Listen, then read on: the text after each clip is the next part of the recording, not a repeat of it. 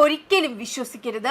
തമിഴ്നാട്ടിൽ നടൻ വിജയുടെ സർക്കാരിനെ കോൺഗ്രസ് പിന്തുണച്ചതിന് പിന്നാലെ കോൺഗ്രസിനെതിരെ കടുത്ത ഭാഷയിൽ വിമർശനം ഉന്നയിച്ച് DMK നേതാവും പ്രതിപക്ഷ നേതാവുമായ ഉദയനിധി സ്റ്റാലിൻ രംഗത്തെത്തിയിരിക്കുകയാണ്.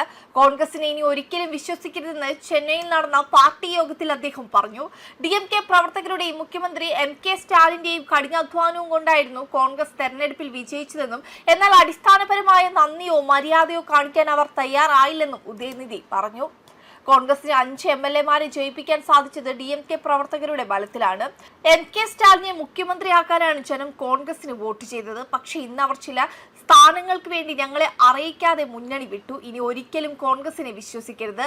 ഞങ്ങളുടെ അടുത്തേക്ക് ഇനി അടുപ്പിക്കുകയുമില്ല. തമിഴ്നാട്ടിലെ ജനങ്ങൾ അവരെ ഒരു പാഠം പഠിപ്പിക്കുമെന്നാണ് ഉദയനിധി സ്റ്റാലിൻ പറഞ്ഞത്. ഇന്ത്യയിൽ ഉടനീളം BJP വളർന്നതിന് കാരണം കോൺഗ്രസ് ആണെന്നും ഉദയനിധി കുറ്റപ്പെടുത്തി. നരേന്ദ്രമോദിയും അമിത്ഷായുമാണ് രാജ്യത്ത് BJPയുടെ വിജയത്തിന് കാരണമെന്നാണ് താൻ കരുതിയിരുന്നത്. എന്നാൽ കോൺഗ്രസ് ആണ് അതിന് വഴിയൊരുക്കിയതെന്ന് ഇപ്പോൾ വ്യക്തമായിരിക്കുകയാണ്.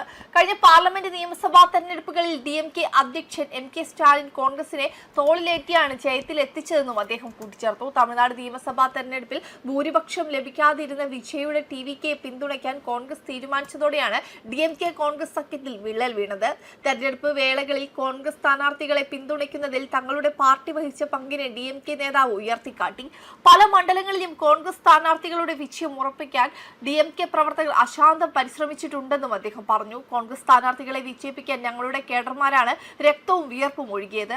ഈ തെരഞ്ഞെടുപ്പിൽ പോലും ഞങ്ങളുടെ പ്രവർത്തകർ അവർക്കൊപ്പം നിന്നു, പൂർണ്ണ ഹൃദയത്തോടെ പ്രചാരണം നടത്തിയെന്നും അദ്ദേഹം പറഞ്ഞു. വിമർശനം കൂടുതൽ കടുപ്പിച്ച ഉദയനിധി സഖ്യകക്ഷികൾ നൽകിയ പിന്തുണ ഉണ്ടായിട്ടും കോൺഗ്രസിന് യാതൊരു നന്ദിയുമില്ലെന്ന് ആരോപിച്ചു. ഭാവിയിലെ രാഷ്ട്രീയ പോരാട്ടങ്ങളിൽ ഇനി കോൺഗ്രസിനെ വിശ്വസിക്കാൻ DMK തയ്യാറാകരുതെന്ന് പറഞ്ഞു. നാം ഇനി ഒരിക്കലും കോൺഗ്രസിനെ വിശ്വസിക്കരുത്. അടിസ്ഥാന മര്യാദയോ കൃതജ്ഞതയോ പോലും ഇല്ലാത്ത പാർട്ടിയാണെന്നും കുറ്റപ്പെടുത്തി. ഭാവിയിലെ തെരഞ്ഞെടുപ്പുകൾക്ക് മുന്നോടിയായി പ്രതിപക്ഷ ഐക്യത്തെയും സഖ്യ രാഷ്ട്രീയത്തെയും കുറിച്ചുള്ള ചർച്ചകൾക്കിടയിൽ ഉദയനിധിയുടെ ഈ പരാമർശങ്ങൾ പ്രതിപക്ഷ നിരയിൽ പുതിയ രാഷ്ട്രീയ സംവാദങ്ങൾക്ക് തിരികൊളുത്തുമെന്നാണ് വിലയിരുത്തപ്പെടുന്നത്. ജനങ്ങൾ ഒടുവിൽ കോൺഗ്രസിനെ ശരിയായ പാഠം പഠിപ്പിക്കുമെന്നും ഉദയനിധി സൂചിപ്പിച്ചു. DMK നേതൃത്വത്തിലെ ചില വിഭാഗങ്ങൾക്കിടയിൽ സഖ്യ സമവാക്യങ്ങളിൽ വളർന്നുവരുന്ന അതൃപ്തിയാണ് ഇത് വ്യക്തമാക്കുന്നത്. ഉദയനിധിയുടെ ഈ രൂക്ഷ വിമർശനങ്ങൾക്ക് കോൺഗ്രസ് ഇതുവരെ ഔദ്യോഗികമായി മറുപടി നൽകിയിട്ടില്ല. 2019 ലോക്സഭാ തെരഞ്ഞെടുപ്പ് മുതൽ കോൺഗ്രസ്, ഇടതുപക്ഷ പാർട്ടികൾ, വിടുതലൈ ചിരുതൈകൾ കക്ഷി, മുസ്ലിം ലീഗ് എന്നീ പാർട്ടികൾ DMKയുടെ സഖ്യകക്ഷിയായി തുടരുകയായിരുന്നു. എന്നാൽ നിയമസഭാ തെരഞ്ഞെടുപ്പ് ഫലങ്ങൾക്ക് പിന്നാലെ ഈ സഖ്യകക്ഷികൾ വിജയുടെ പാർട്ടിയുമായി ചേർന്ന് പുതിയ സഖ്യ സർക്കാരിനായി പിന്തുണ നൽകുകയായിരുന്നു. വെബ് ഡെസ്ക് കർമ്മ ന്യൂസ്.